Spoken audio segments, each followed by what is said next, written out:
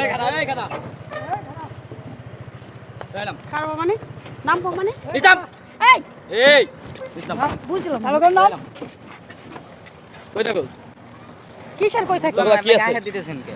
তোরা কাগজ কই এই কোনো সাউন্ড করবি না স্যার কথা কোথায় আরে কি হ্যাঁ মামা এই তো আমি ব্যাংক থেকে মাত্র বের হইলাম হ্যাঁ 3 লাখ টাকা নিছি হ্যাঁ গরু কিনে লাগবে না তুমি ওদিক দিয়ে চলে আসো আর আমি এদিক দিয়ে চলে যাই হ্যাঁ 3 লাখ টাকা নিচ্ছি 3 লাখ টাকা হবে না আচ্ছা আসো না হইলে আরো তুলবো আসো আচ্ছা ওকে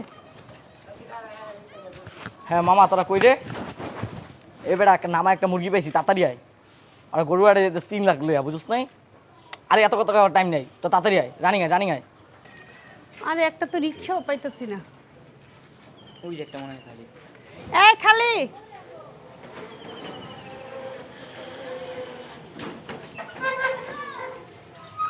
উত্তরপাড়া গরু হাটে যাবেন হ্যাঁ যাবো।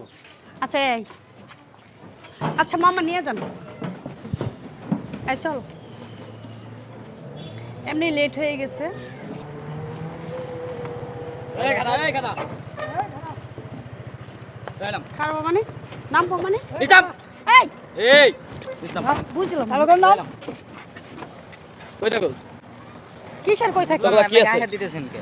তোরা কাগজ কই এই কোনো সাউন্ড করবি না স্যার কথা কোথায় আরে কি করতেছ কোনো সাউন্ড নাই কোনো সাউন্ড নাই চলো ছাড়স না কেন ছাড় বুঝলাম না আপনারা ব্যাগ এই বেটা যা একটা সাউন্ড করবি না ওঠ ভাই আমার এই ব্যাগে টাকা আছে বাগিন্দা বান্দিব তো কই কি কিসের টাকা গরু কিনার টাকা কি এটা আমরা কিনবো নি যাও বাদে ওঠ ভাই এই ফোনে আমার সাউন্ড টাকা করলে আছে খবর আছে মোবাইল দাও দে ছাড় মোবাইলটা নেন কে? ছাড় ব্যাগটা দিয়ে দেন এই এটা যাও, আমার টাকা। ওট ভাই আমার ব্যাগ চাপ। দিয়ে যাও ভাই এত ক্যাসাল করে কেন লাগা এ মাইয়া একবার করে খুলে বেরো তো ভাই ছাড় ভাই একবার খুলে আমার এতগুলো টাকা নিয়ে গেল আমি এখন কি করব টাকা। আমি এখন মামারই ফোন দিব কি দিয়া এতগুলো টাকা ফোনও তো আমার নিয়ে নিয়ে গেছে। গেল আমি এখন গরু কিনবো কি দিয়া আমি ওই যে ফোনে কথা বল।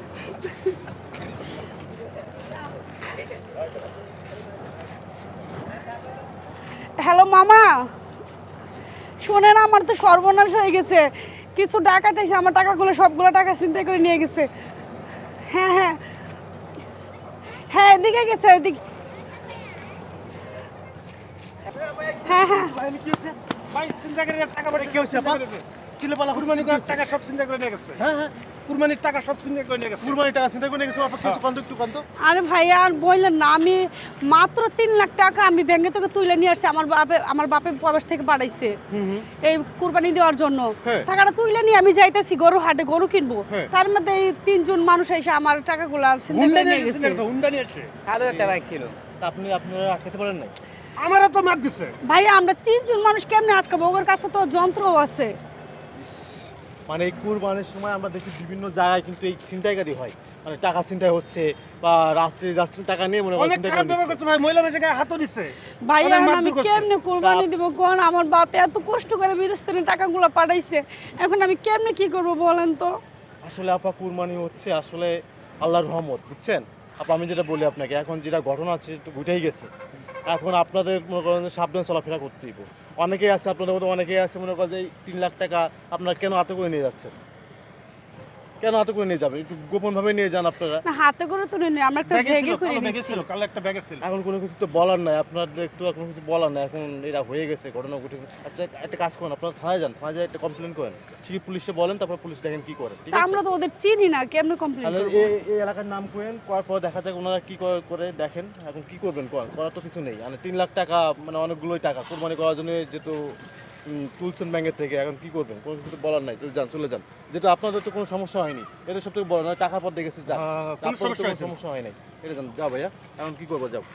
এখন সাবধান চলাফেরা করবেন, যান, চলে যান, আপনারা চলে যান। ওঠেন, যান। এখন থানায় যান, হ্যাঁ থানায় যেয়ে একটা কমপ্লেন করেন আপনারা।